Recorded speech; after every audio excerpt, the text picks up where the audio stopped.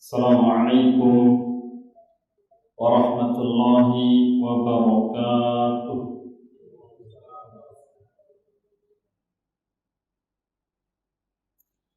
Alhamdulillahi ala ihsanih wasyukru lahu ala taufiqihi wa amtinanih. Ashhadu an la ilaha illallah wahdahu la syarika lah ta'ziman li sya'nih wa ashhadu anna Muhammadan abduhu wa rasuluhu da'i ila ridwanih. Salawatu rabbi wa salamuhu alaihi wa ala alihi wa ashabihi wa sallama tasliman mazid, amma ba'd. Ikhwani fid din, usi nafsi wa iyyakum bi taqwallah faqad fazal muttaqun. Qala Allah tabaraka wa ta'ala fi kitabihil karim, ya ayyuhalladzina amanu taqullaha haqqa tuqatih wa la tamutunna illa wa antum muslimun. Segala puji kita panjatkan kepada Allah Rabbuna Rabbul Alamin, Rabb yang menciptakan, memiliki serta mengatur alam semesta ini.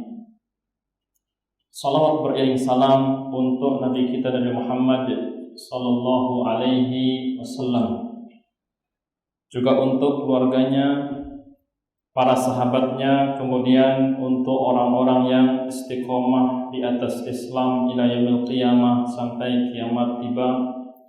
Rahimani wa rahimakumullah. Kita melanjutkan kajian kita membacakan kitab Ar-Rahiq Al-Makhtum yang membahas sejarah kehidupan Nabi kita Nabi Muhammad sallallahu alaihi wasallam dari awal sampai akhir. Kita akan menyampaikan daur al-munafiqin qabla ghazwati Bani al-Mustaliq wa dauruhum fi ghazwati Bani al-Mustaliq. Peran orang-orang munafik sebelum dan ketika perang Bani al-Mustaliq. Telah disampaikan beberapa kali bahwasanya Abdullah bin Ubay ini adalah sosok yang mengepalai orang-orang munafik.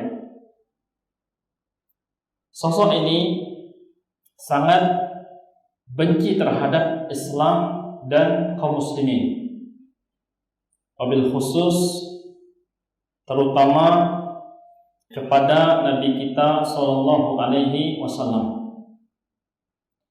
Kenapa demikian? Kembali kepada sebab awalnya. Dahulu Abdullah bin Ubay bin Salul ini hampir diangkat sebagai tokoh utama, mungkin bisa kita sebut ya raja di kota Madinah berdasarkan kesepakatan orang-orang Aus dan orang-orang Khazraj. Bahkan sosok ini telah dibuatkan sebuah mahkota untuk nantinya ketika dilantik, mahkota ini diletakkan di atas kepalanya.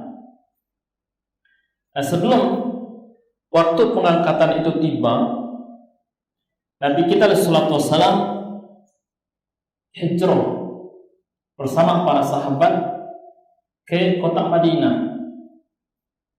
Ini yang kemudian menjadikan orang-orang yang ada di kota Madinah mendapatkan sosok yang baru yang menurut mereka lebih layak untuk dijadikan tokoh panutan. Dialah Nabi kita sallallahu alaihi wasallam. Pada akhirnya orang hanya sibuk menyambut kedatangan Nabi kita sallallahu alaihi wasallam. Di majelis-majelis yang diperbincangkan adalah kapan tibanya sang Rasul, yaitu Nabi Muhammad sallallahu alaihi wasallam. Sampai ketika Nabi kita sallallahu alaihi wasallam bersama Abu Bakar As-Siddiq tiba di jantung kota Madinah, maka seluruh orang-orang Madinah, terutama kaum muslimin, itu hanya disibukkan dengan kedatangan Nabi kita Shallallahu Alaihi Wasallam. Pada akhirnya orang-orang teralihkan dari agenda yang telah mereka jadwalkan untuk mengangkat Abdullah bin Ubay bin Salul sebagai pemimpin mereka, teralihkan oleh kedatangan Nabi kita Shallallahu Alaihi Wasallam. Maka Abdullah bin Ubay bin Salul ini menganggap anna Rasulullah SAW huwa alladhi istaslabahu atau yang merampas mulkahu, ya. Jadi Abdullah bin Ubay bin Salul ini memandang, menganggap bahwasanya Nabi kita Rasulullah SAW dialah merampas kesempatannya untuk menjadi penguasa atau pemimpin. Oleh sebab itu, amarah dan kebencian Abdullah bin Ubay bin Salul terhadap Nabi kita Rasulullah SAW dan kaum muslimin ini dia tampakkan sebelum nantinya dia menyamar atau berpura-pura sebagai seorang muslim, dan setelah dia mengatakan dirinya sebagai orang muslim padahal beliau adalah orang yang munafik. Siapa mereka orang-orang munafik? Orang-orang munafik adalah alladzina yuzhiruna al-Islam. Mereka pada sisi luarnya menampakkan mereka sebagai seorang muslim. Wa yubtinuna al-kufra. Tetapi di dalam dadanya, di dalam hatinya mereka menyembunyikan kekafiran mereka. Ada orang Islam, ada orang kafir, ini jelas hitam putih. Tetapi orang-orang munafik ini tidak jelas warnanya. Oleh sebab itu Nabi SAW sangat berhati-hati di dalam menyikapi orang-orang munafik, karena apabila orang-orang munafik ini dihukum, maka akan terjadi fitnah, akan tersebar isu bahwasanya Nabi Muhammad SAW menghukum para sahabatnya, menghukum teman-teman dekatnya, karena di setiap agenda dan kegiatan kaum muslimin seringkali orang-orang munafik ini hadir. Akhirnya tidak bisa dibedakan mana yang di hatinya ada kekafiran dengan yang tulus dengan keimanannya. Abdullah bin Ubay bin Salul tampak sekali kebencian dia terhadap Islam dan secara khusus kepada Nabi kita Shallallahu Alaihi Wasallam. Suatu hari Nabi kita Shallallahu Alaihi Wasallam melewati satu tempat dengan mengendarai himar. Himar itu keledai. Tujuan Nabi kita Shallallahu Alaihi Wasallam pergi berangkat untuk menjenguk sahabat yang mulia Sa'ad bin Ubadah. Maka lewatlah Nabi kita Rasulullah SAW di samping satu majelis. Ada orang duduk-duduk, dan di situ ada Abdullah bin Ubay bin Salul. Maka Abdullah bin Ubay bin Salul, pimpinan orang-orang munafik ini, tiba-tiba dia menutup hidungnya. Kemudian dia mengatakan, jangan sampai ada orang yang lewat menaiki kendaraan, pada akhirnya banyak debu-debu yang terbang mengganggu kami. Siapa yang disindir? Dia menyindir Nabi kita Shallallahu Alaihi Wasallam. Akhirnya Nabi kita Shallallahu Alaihi Wasallam turun, kemudian menghampiri majelis tersebut. Ketika Nabi kita Shallallahu Alaihi Wasallam berada di majelis itu, beliau Shallallahu Alaihi Wasallam hendak membacakan ayat-ayat Al-Quran. Maka Abdullah bin Ubay bin Salul mengatakan, ijlis fi baitik. Wahai orang yang akan membacakan ayat-ayat Al-Quran, lebih baik engkau duduk saja di rumahmu dan jangan engkau mengusik majelis kami. Ini jelas sekali tidak mungkin ada sahabat yang tulus dengan keimanannya berani memperlakukan Nabi kita sallallahu alaihi wasallam seperti ini. Tampak. Akan tetapi Islam mengajarkan kepada kita untuk tidak berusaha membaca isi hati orang lain. Islam mengajarkan kepada kita untuk bermuamalah kepada orang lain sebatas apa yang tampak. Tidak perlu kemudian kita meramal, mungkin orang ini hanya hadir untuk memata-matai, mungkin orang ini hanya hadir kemudian niatnya buruk. Walaupun tampak gelagat indikasi yang menunjukkan hal itu, Nabi kita sallallahu alaihi wasallam tidak langsung menghukumi Abdullah bin Ubay bin Salul dengan kalimat-kalimat vonis kemunafikan. Ini adalah satu pemandangan sebelum Abdullah bin Ubay bin Salul mengumumkan dirinya bahwasanya dia termasuk di antara kaum muslimin. Kemudian setelah perang Badar, Abdullah bin Ubay bin Salul mulai mengumumkan bahwasanya dia seorang muslim. Akan tetapi masih terus menampakkan permusuhan terhadap Allah dan Rasulnya juga kepada kaum muslimin. Maka seluruh upaya yang dilakukan oleh Abdullah bin Ubay bin Salul itu selalu tujuannya bagaimana menjadikan kaum muslimin ini tercerai-berai. Bagaimana menjadikan kaum muslimin ini terpecah belah.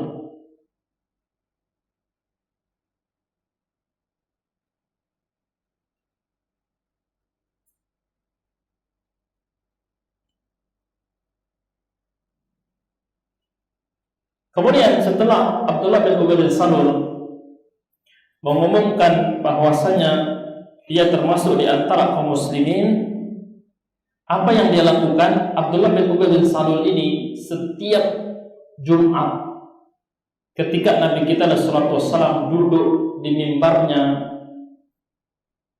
ketika akan menyampaikan khutbah Jumat, dia seorang diri ini selalu berdiri. Yang lain duduk, dia berdiri. Kemudian dia mengatakan, "Hada Rasulullah baina adhhurikum." Wahai orang-orang yang ada di majelis ini, di masjid ini semuanya, lihatlah, ini Rasulullah di hadapan kalian. Akramakumullah wa a'azzakum bihi. Allah telah memuliakan dan menjadikan kalian berjaya karena kehadiran Nabi Muhammad SAW. Fansuruhu, maka kewajiban kalian adalah terus-menerus menolongnya. Jadi orang munafik kalau ambil perang, lagi shooting pasti bagus. Jadi seakan-akan seluruh isi masjid itu dialah yang paling semangat untuk menolong, membantu ya Nabi kita SAW menebarkan dakwah Islam. Kemudian dia mengatakan wasma'u lahu wa ati'u. Dengarkan seluruh apa yang diucapkan oleh Nabi Muhammad, taatilah. Tsumma yajlis. Kemudian dia duduk. Jumat berikutnya seperti itu lagi. Dia berdiri, ini Rasulullah yang menjadi sebab jayanya kaum muslimin. Kalian wajib menolongnya, mendengarkan, mentaati, duduk. Terus seperti itu.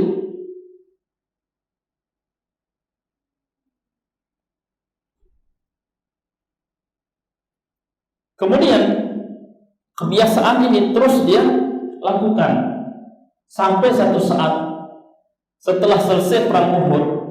Kita tahu kisahnya, ketika perang Uhud orang-orang munafik ini berkhianat. Dia kembali dengan sebagian pasukan. Walau demikian, rasa malunya itu enggak berkurang. Setelah perang Uhud, dan ketika perang Uhud itu mereka berkhianat, setelah perang Uhudnya ketika tiba Nabi kita SAW ingin menyampaikan khutbah, kembali lagi Abdullah bin Ubay bin Salul ini berdiri. Dia mengatakan, inilah Rasulullah, dengan sebab dia kaum muslimin jaya, kita wajib menolongnya. Dengarkan semua perkataannya, taati. Tapi orang-orang sudah mulai sinis sama Abdullah bin Ubay bin Salul. Kenapa? Karena ketika perang Uhud, kaum muslimin terdesak, membutuhkan tentu pertolongan, kekompakan dan seterusnya, mereka justru berkhianat. Dan ini tentunya diketahui oleh seluruh sahabat kaum muslimin. Maka berdiri salah seorang yang ada di majelis itu, dia mengatakan, ijlis aduwallah, duduklah engkau wahai musuh Allah. Jelas ini berkhianat, ya kan? Lasta lidzalika binahlin, sejak hari ini engkau tidak lagi layak mengucapkan kalimat itu. Kalimatnya apa? Kita wajib menolong Rasulullah. Tapi pada faktanya mereka berkhianat, tidak menolong Rasulullah SAW. Dan ketika dia berkhianat, lalu masih mengulang-ulang kalimat itu, sudah tidak layak dia mengucapkan kalimat tersebut, karena kalimat ini telah bertentangan dengan apa yang dia buktikan pada perang Uhud. Kemudian setelah ada sahabat yang menegurnya, dia pun keluar masjid. Orang sudah rapi. Kita tahu kalau hari Jumat sok-sok mulai penuh, dia keluar dengan menyela-nyela pundak orang-orang yang duduk. Ketika dia sampai ke pintu, maka salah seorang sahabat menemuinya, diberikan teguran kepadanya. Wallahi, dia mengatakan, wahai Abdullah bin Ubay bin Salul, wailak, celaka engkau, irji yastaghfiru laka Rasulullah, kembalilah, engkau telah bersalah.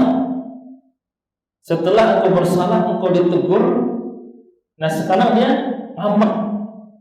Maka sahabat itu mengingatkan, kalau bersalah balik saja, biarkan Rasulullah SAW memintakan ampun atas dosa dan kesalahanmu. Apa kata dia? Wallahi ma abtaghi an yastaghfirani, demi Allah, aku sama sekali tidak membutuhkan Nabi Muhammad SAW memohonkan ampun untukku. Ini jelas. Itu dia Abdullah bin Ubay bin Salul. Kemudian di antara gelagat Abdullah bin Ubay bin Salul dan perangnya sebelum perang Badr Mustalik, Abdullah bin Ubay bin Salul ini masih terus-terusan berhubungan dengan orang-orang Yahudi Banu Nadir yang memusuhi Nabi kita SAW dan kaum muslimin. Dan Abdullah bin Ubay bin Salul menyampaikan pesan kepada mereka, la in akhrajtum lanakhrujanna ma'akum, wahai orang-orang Yahudi Banu Nadir, jikalau kalian berani memerangi kaum muslimin, pasti kami akan membantu kalian. Wala in qutiltum lanansurannakum, jikalau kaum muslimin kemudian membalas menghadapi kalian, pasti kami akan menolong kalian. Ini jelas sekali komitmen kemunafikan, kekufuran yang keluar dari lisan Abdullah bin Ubay bin Salul. Kemudian kita singkat peran Abdullah bin Ubay bin Salul serta orang-orang munafik pada Ghazwah Bani Mustalik, peperangan Bani Mustalik yang telah kita kisahkan. Ketika tiba peperangan menghadapi Bani Mustalik yang ingin menghabisi kaum muslimin yang ada di kota Madinah, orang-orang munafik ini ikut bersama Nabi kita SAW seakan-akan membela Islam dan kaum muslimin. Allah Subhanahu wa taala menerangkan hal ini dalam Quran surah Taubah. Law kharaju fikum ma zadukum illa khabala. Orang-orang munafik ini, ya, kalaulah mereka ikut serta di dalam menegakkan membela agama Allah, bukannya justru menambah jumlah dan kekuatan kaum muslimin, akan tetapi yang terjadi sebenarnya mereka hanya menambah kerusakan. Duri di dalam daging. Tidak perlu, ya kan? Mungkin kalau ada daging kita tambahkan 10 paku, kita masukkan ke dalam, timbangannya naik, ya kan? Tapi tidak begitu. Karena tidak mungkin ketika paku-paku besi itu dimasukkan ke daging, tidak mungkin memberikan manfaat. Apa yang terjadi? Yang jual ataupun yang beli pasti nanti kisruh. Mungkin yang jual bisa untung sesaat karena timbangannya naik. Kemudian yang beli juga merasa dilebihkan timbangannya, tetapi tidak lama setelah itu pasti akan terungkap. Nah, kurang lebih seperti ini keadaan duri di dalam daging. Ketika kaum muslimin ingin menjaga agama Allah, ingin menegakkan keadilan, ketentraman yang mengharuskan mereka menghadapi musuh-musuh Allah, bertambahnya atau bergabungnya orang-orang munafik ini hanya menambah kerusakan dan kekacauan. Wala awda'u khilalakum yakubunakumul fitnah. Karena ketika peperangan terjadi, pasti orang-orang munafik ini mencari celah untuk memunculkan fitnah dan kekacauan di tengah-tengah kaum muslimin. Contohnya mana? Kembali ke perang Uhud. Ketika situasi genting, ya, di mana seluruh kaum muslimin yang telah menawarkan nyawanya kepada Allah begitu semangat, memang butuh untuk terus disemangati. Sepertiga pasukan ini menggembosi semangat kaum muslimin. Ini mereka lihat, oh ini kaum muslimin butuh semangat. Sebaliknya mereka gemboskan. Itu pasti yang terjadi apabila orang-orang munafik itu bergabung. Karena disebutkan setiap kali orang munafik ini ada di tengah-tengah kaum muslimin, tugas mereka apa? Mereka memantau. Ketika yang mereka lihat di tengah-tengah kaum muslimin itu kebaikan, ditutup-tutupin, nggak usah diceritain. Yang baik-baik udahlah, itu sudah berlalu. Karena mereka ingin berperan seperti sutradara, tukang komentar. Giliran ada yang kurang berkesan itu diceritakan berulang-ulang. Ini tugas orang munafik. Karena mereka berada di tengah-tengah, akhirnya mereka mempengaruhi kaum muslimin yang lain.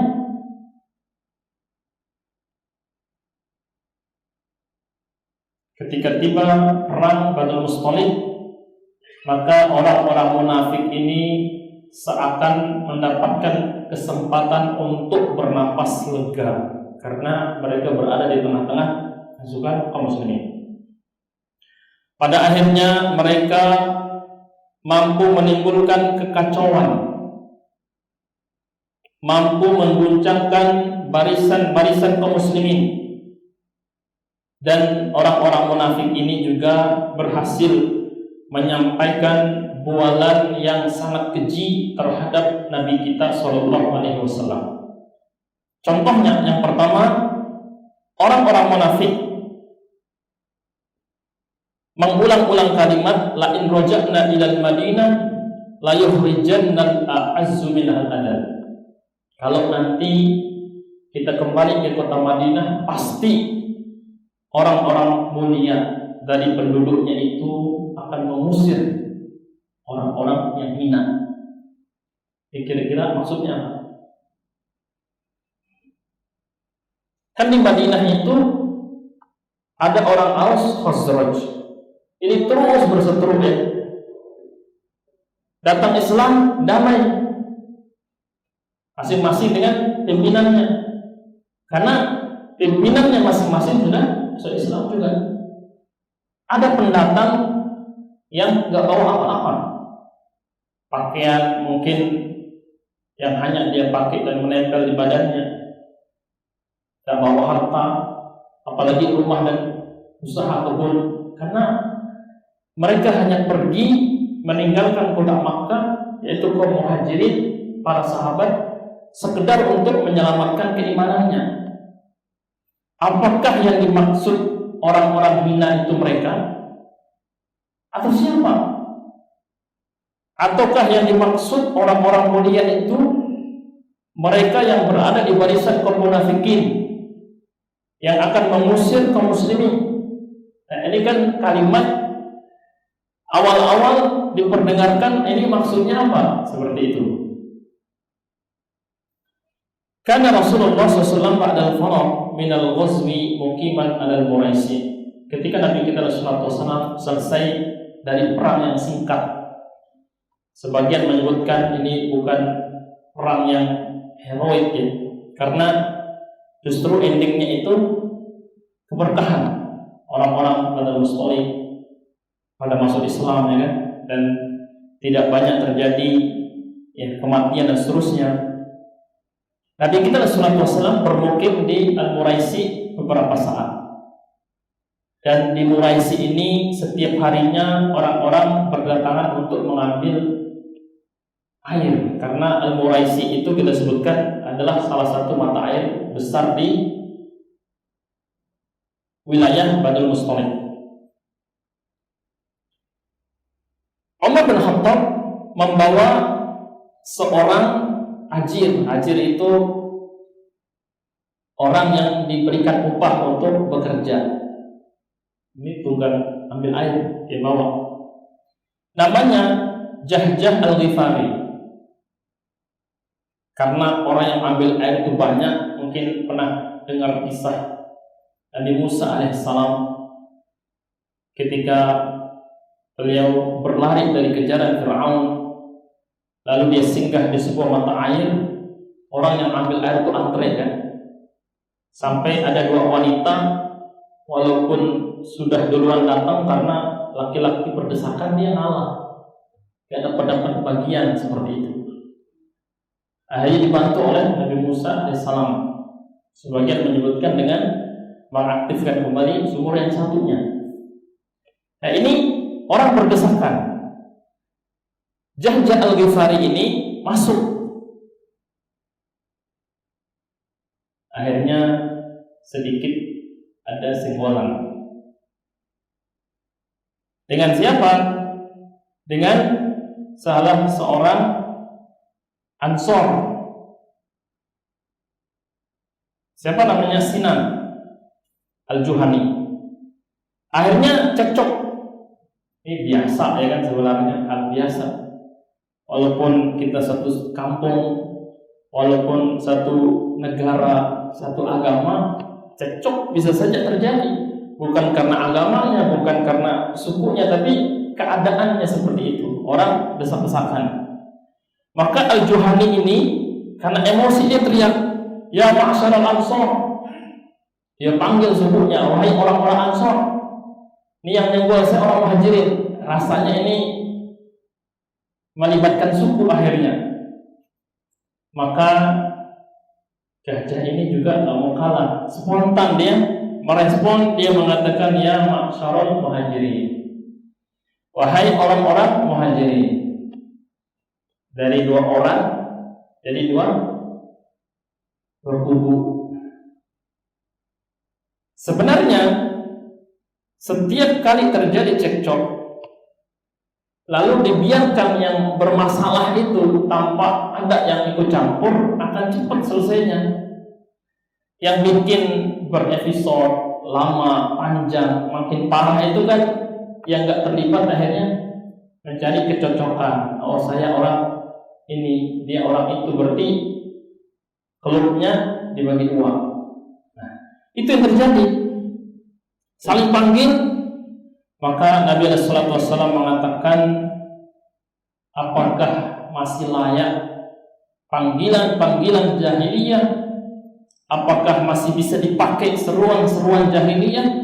Suku dengan suku seterusnya berseteru, sementara aku masih berada di sekitar kalian. Nabi sallallahu alaihi wasallam menegur. Apa kata Nabi sallallahu alaihi wasallam? Da'uha fa innaha muntinah. Buang kalimat seperti itu sudah jadi bangkai, tak bisa dipakai lagi. Karena mereka ini berangkat dari kebiasaan jahiliyah, itu seperti itu. Kalau mungkin saat itu lagi haus, emosinya juga mungkin tidak terkontrol, hanya teringat ucapan-ucapan yang sering mereka pakai di masa-masa jahiliyah. Dan Nabi sallallahu alaihi wasallam langsung menegur. Apalagi dari Abdullah bin Ubay bin Salul faqatib. Nah, perseteruan ini sampai di telinga Abdullah bin Ubay bin Salul. Udah selesai nih. Sampai ke situ dia marahnya telat. Jadi dia siapa? Abdullah bin Ubay bin Salul. Pada akhirnya Abdullah bin Ubay bin Salul itu mengatakan, itulah kalian. Itu salah kalian wahai orang-orang Madinah. Seandainya dulu ketika orang-orang Makkah itu datang ke Madinah, kalian gak bantu, gak akan seperti ini. Seandainya ketika orang-orang Makkah itu datang ke Madinah, kalian gak kasih makanan, gak kasih tempat tinggal, mungkin mereka akan pergi mencari tempat yang lain, gak hijrah ke Madinah. Tapi gara-gara kalian bantu, ya kasih kebun, kasih tempat tinggal, kasih ini semuanya, sekarang justru mereka berani terhadap kalian. Padan sekarang. Kalian panggil Ansor, dia panggil Muhajirin, berarti kan sudah berani sekarang. Bisa kita lihat, ikhwatul iman rahimani wa rahimakumullah, masalah sudah selesai. Sampai di telinga sosok munafik ini dipanaskan kembali. Mungkin yang tadinya keceplosan karena situasi dan kondisi desak-desakan, spontan itu keluar, tapi ini disengaja. Bisa lihat bedanya? Namanya orang emosi itu bisa terjadi di mana-mana. Kita kadang lihat orang berkelahi di pasar, di jalan raya, ya kan? Atau ketika antri untuk apa. Tapi setelah didamaikan akan selesai. Ini dibesar-besarkan oleh Abdullah bin Ubay bin Salul. Dia bawa-bawa cerita yang kemudian menjadikan kaum Ansar ini berpikir iya juga ya. Kalau di sisi keduniaan, akhirnya orang-orang Muhajirin itu berkembangnya cepat dan menyamai orang-orang Ansar. Kita tahu suku manapun tidak mau kalau diperlakukan seperti itu, ya kan? Masa pendatang kemudian mengalahkan penduduk asli. Kalau dibawa seperti ini pasti kan tidak enak jadinya. Tuh lihat pendatang baru 3 tahun sudah beli tanah, udah ada yang fondasi. Nah, kalian penduduk asli tanahnya berkurang, tak juga bangun rumah. Kalau dibikin seperti ini, akhirnya penyakit yang berpotensi menempel di hati bisa bertunas. Ini pekerjaan Abdullah bin Ubay bin Salul. Nah, akhirnya dia membuat isu-isu di tengah para pengikutnya. Lalu apa yang terjadi? Ada salah seorang sahabat yang melapor. Masalah sudah selesai, tapi Abdullah bin Ubay bin Salul justru menggorengnya seperti ini. Disampaikan kepada Nabi Shallallahu Alaihi Wasallam.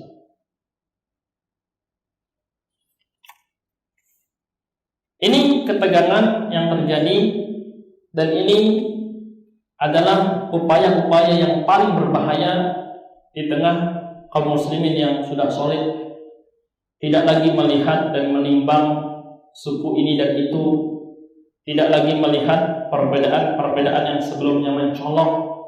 Mereka sudah mengumumkan satu kalimat, Tuhan kita satu, Nabi kita satu, ya kan? Kitab kita satu, semuanya satu. Sudah satu semuanya.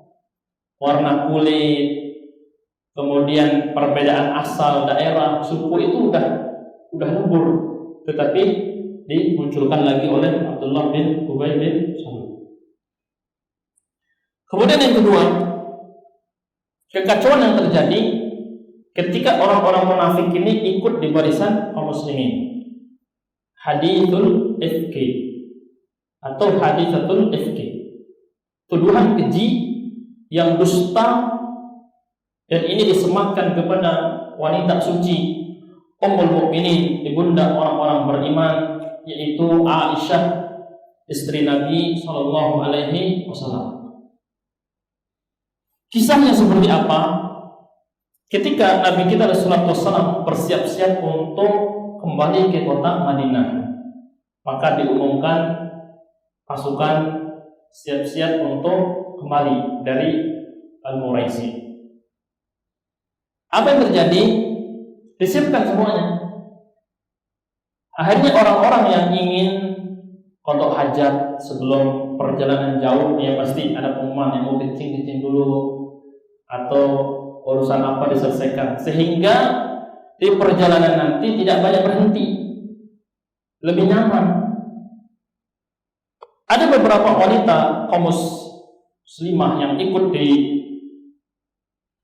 peperangan ini, mereka keluar untuk qada hajat. Dan kita tahu di zaman dulu itu kalau orang mau buang air kecil, air besar, itu ajaran Islam seperti apa? Dia menjauh dari keramaian sampai nggak kelihatan. Kalau sekarang kan ada hammam, ada kamar mandi. Di zaman dulu tidak seperti itu. Ya, ada. Akhirnya termasuk Aisyah radhiyallahu anha keluar sampai tidak kelihatan. Lalu kembali dan memasuki tempat-tempat khusus yang disiapkan untuk wanita. Mungkin gambarannya kalau sekarang itu di kisah-kisah itu disebutkan dulu para wanita kalau safar jauh itu mereka diangkut di dalam peti. Kalau kita gerobak, ya kan, gerobak apa? Di atas onta. Itu pemandangan yang bisa kita bayangkan. Mungkin ingin melihat bagaimana pemandangan jemaah haji di tahun sekian, itu masih ada video menggambarkan seperti itu. Nah, sebagian gerobak itu diangkat oleh pasukan, ada yang diangkat oleh kendaraan. Ketika para wanita ini kembali dan pasukan ini menyangka semuanya sudah masuk. Disitulah Aisyah sebelumnya melihat perhiasan yang dia pakai ini jatuh.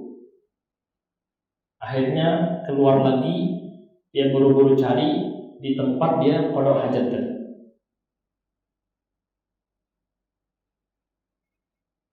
Nah, ketika pasukan ini menganggap semuanya sudah masuk, jalan.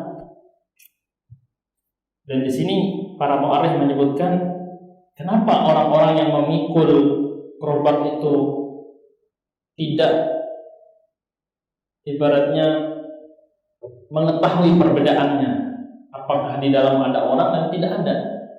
Kan beda, kalau ada orang lebih berat, kalau nggak ada lebih ringan. Maka mereka mengatakan Aisyah waktu itu kan belum gemuk, masih gadis, dalam arti di usia dia yang masih belum berat kalau dipikul. Jadi rasanya kurang lebih lah, apalagi yang pikul banyak orang. Akhirnya berangkat. Aisyah radhiyallahu anha akhirnya kembali dan dia melihat tidak ada satupun orang yang tersisa, semuanya sudah jalan jauh.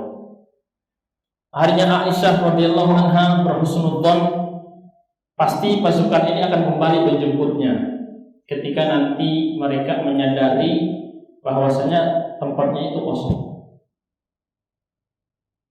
Karena kita sebutkan tadi tidak disadari ya, terus jalan. Akhirnya ada salah seorang sahabat, Sofwan. Ini juga tertinggal. Dan Aisyah karena lama menunggu, dia tertidur. Nah, ada Sofwan. Dua riwayat, satu menyebutkan karena saking ngantuknya dia memilih untuk menyusul belakangan. Yang kedua menyebutkan memang Sofwan ini ditugaskan oleh Nabi sallallahu alaihi wasallam sebagai orang yang paling belakang jalannya untuk memastikan sudah tidak ada yang tertinggal di belakang. Misalkan ada parang yang jatuh, tugasnya untuk mengut, ya kan? Namanya pasukan orang banyak.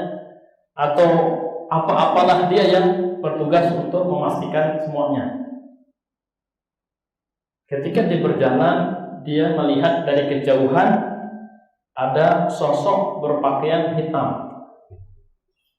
Dia bawa ontaknya, dia mendekat, ternyata itu adalah Ummul Mukminin, ibunda orang-orang beriman, istri Nabi kita SAW, Aisyah radhiyallahu anha. Ini kisah yang sangat-sangat masyhur, haditsatul ifk. Karena di situ terdapat pelajaran yang sangat berharga dan memberikan kita warning betapa berita hoax itu harus diperangi. Ya kan? Nah, Sofwan ini saking beradabnya kepada Nabi Rasulullah SAW dan keluarganya, satu patah kata pun tidak keluar dari lisannya yang mulia. Ketika dia mengenali itu adalah Aisyah, dia hanya mendekatkan otaknya di samping Aisyah. Ini adalah isyarat naik, silahkan naik, tanpa ada satu patah kata yang keluar. Nah mungkin kalau kita kan menganggap wajarlah disapa, kenapa enggak ikut rombongan ketinggalannya atau ada kejadian apa? Ya sudah, saya enggak naiki kendaraan saya, engkau yang naik, saya hanya menuntun. Seandainya kalimat ini kita ucapkan terhadap seorang muslimah karena kondisinya seperti itu, masih wajar enggak? Masih wajar kan? Tapi ini dia enggak ucapkan, bayangkan, saking dia ingin menghormati Nabi SAW. Cukup dengan isyarat. Dan sepanjang perjalanan, ketika Sofwan ini menuntun onta, di atasnya ada Aisyah radhiyallahu anha yang dia bantu, yang dia tumpangi karena ketinggalan, itu pun tidak ada satu patah kata dia ucapkan. Aisyah radhiyallahu anha juga tidak mengucapkan satu patah kata. Sempurna, ya kan? Bagaimana saling menjaga. Maka Sofwan berusaha bagaimana caranya rombongan bisa tersusul.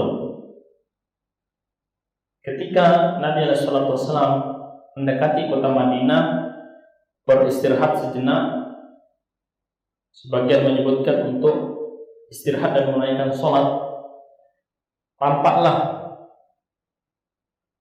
seorang sahabat yang menuntun onta. Di atasnya ada wanita, ada Aisyah radhiyallahu taala anha. Tadi kita sebutkan orang munafik ini tugasnya seperti CCTV ya. Wah, kelihatan ini peluang besar nih, tinggal digoreng ini pasti gol, ya kan? Jelas sekali. Jadi orang munafik ini, kalau di penglihatan dia itu ada kekeliruan menurut mereka, layak untuk diceritakan, segera diceritakan. Kalau kelihatannya beres-beres aja, mereka bikin-bikin supaya ada yang diceritakan. Nah ini pasti ini jadi bahan lebih empuk karena alurnya bisa dibikin sama mereka. Akhirnya dia bikinlah fitnah. Fitnahnya apa? Aisyah radhiyallahu anha, wanita suci yang disucikan oleh Al-Quran namanya, setelah kejadian ini dituduh berzina dengan sahabat Safwan.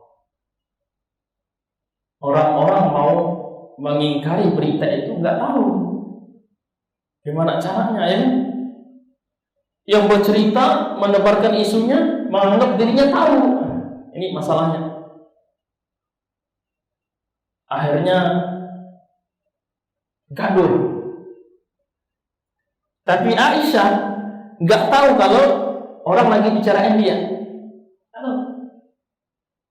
Sampai ke kota Madinah, Aisyah radhiyallahu anha karena ini safar yang lama, merasa letih badannya. Aisyah radhiyallahu anha sakit. Juga belum tahu berita yang tersebar. Karena nggak dengar langsung. Kalau kita nggak dengar langsung, pasti ada di handphone kita. Zaman itu tidak sama. Akhirnya berita ini tersebar kemana-mana sampai Nabi kita Rasulullah SAW meminta pendapat, pandangan para sahabatnya. Rasulullah bertanya, gimana? Saya yakin, kata para sahabat, sebagaimana yang kami yakini sebelumnya, bahwasanya Aisyah tetap wanita suci, tidak mungkin melakukan itu. Ditanya kepada Ali juga sama. Saya yakin sepenuhnya Aisyah utuh seperti apa yang kita ketahui. Dia anaknya Abu Bakar As-Siddiq. Siapa yang tidak kenal Abu Bakar As-Siddiq? Bagaimana didikannya terhadap keluarganya kan? Ini keluarga terhormat, tidak ada yang aneh-aneh. Tapi wahai Rasulullah, mungkin tidak perlu fokus 100%. Kan istrimu bukan itu saja. Sebatas itu, kata Ali bin Abi Thalib. Dan Nabi Rasulullah SAW karena nggak tahu yang gaib, belum juga ada wahyu yang turun, bimbang. Saking semaraknya berita ini tersebar. Kemudian suatu hari ketika Aisyah ini udah mulai enakan badannya, minta diantar oleh Ummu Mistah untuk mandi, mungkin bersiap-siap untuk suaminya. Nah, pada saat itu malam hari Ummu Mistah ini kepleset. Dia kepleset dan di hatinya itu ada kekesalan. Bisa dibayangkan nggak orang jatuh kepleset, spontan mengucapkan kekesalannya. Nah, dia mendoakan keburukan untuk anaknya, si Mistah, celaka si Mistah. Dia bilang gitu. Terus Aisyah menimpali, wahai Ummu Mistah, mengapa engkau mendoakan keburukan kepada orang yang ikut perang Badar? Kan tidak boleh.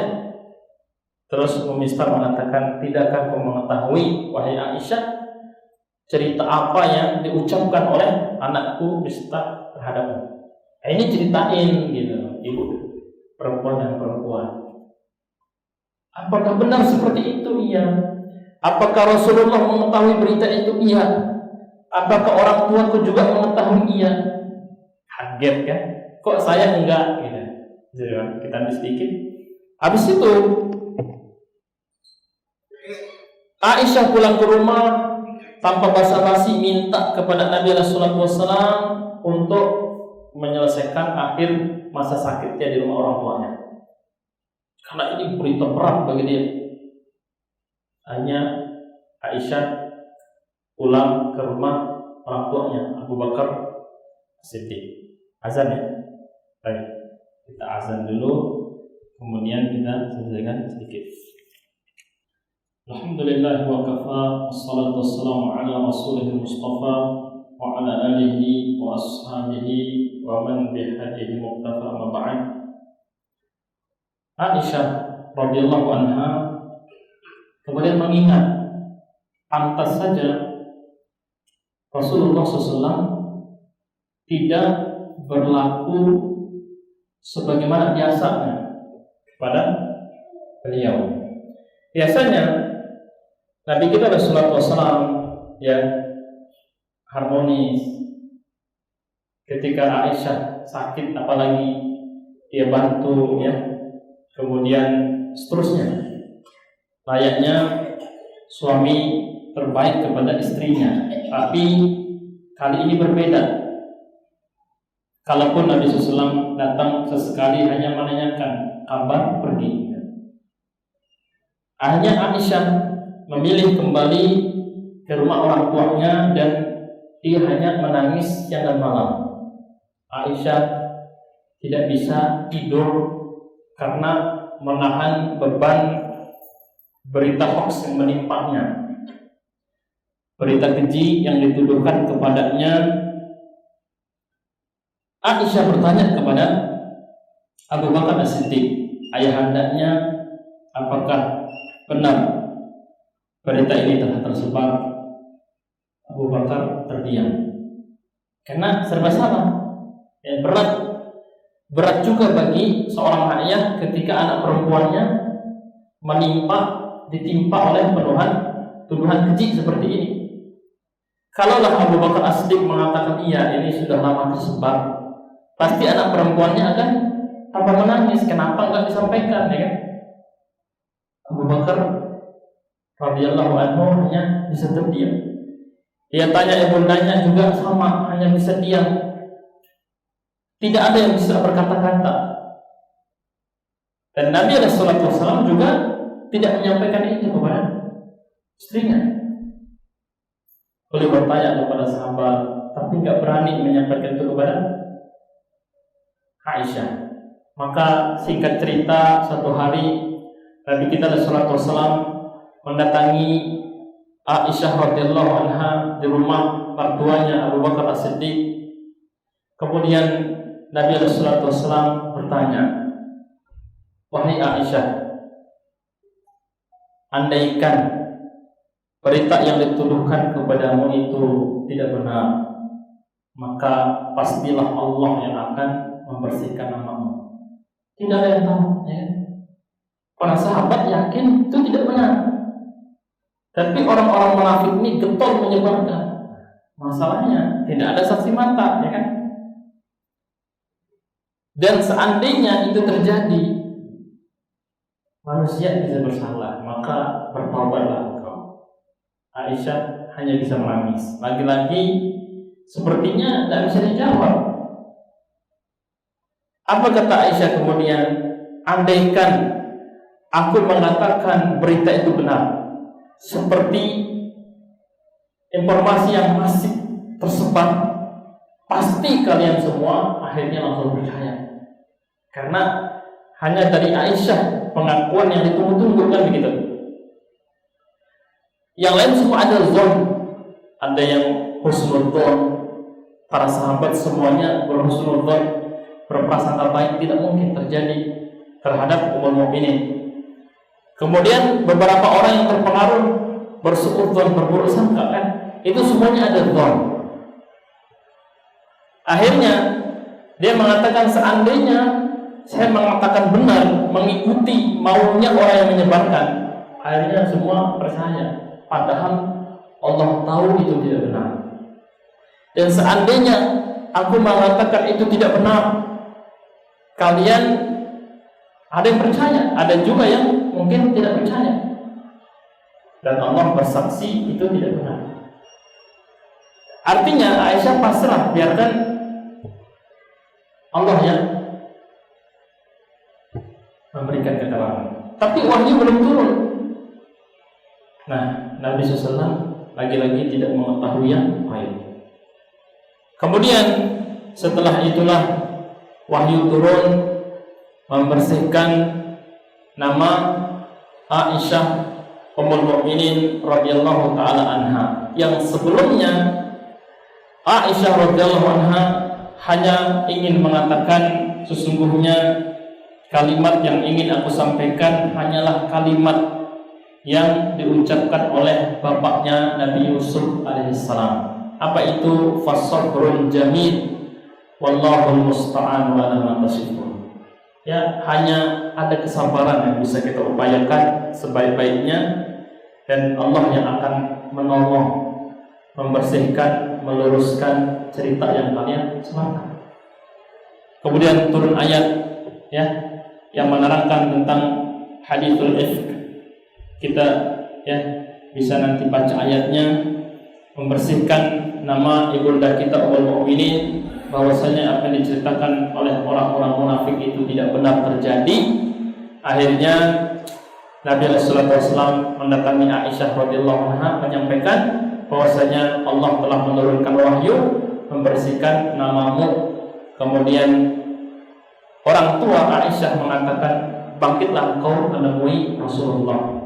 Kata Aisyah, saya di sini saja, biarkan Nabi SAW yang datang.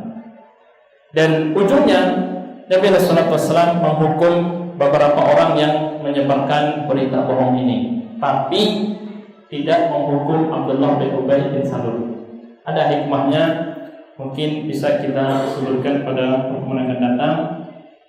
Tentu di antaranya Nabi SAW menghindari fitnah, anggapan orang banyak bahwasanya Nabi SAW menghukum sahabatnya karena Abdullah bin Ubay bin Salul ini tergolong sosok yang juga aktif bernarasi, ya, aktif kemudian mempengaruhi yang lain, dan dia masih dihitung sebagai salah satu tokoh kota Madinah walaupun bukan pimpinan yang paling utama.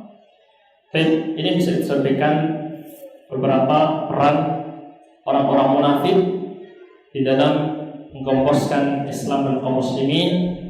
Tentu faedahnya banyak sekali. Di antaranya adalah pentingnya kita semua aktif di dalam memerangi kebiasaan hoax, penyebaran berita dusta yang tentu kita sama-sama tahu dampak buruknya ini bisa merugikan banyak orang, bahkan bisa merugikan orang-orang soleh dan solehah sekalipun. Bila taufiq wal hidayah wa ridha wal inayah, subhanallahi wa bihamdik, asyhadu an la ilaha illa anta, astaghfiruka wa atubu ilaik. Assalamualaikum warahmatullahi wabarakatuh.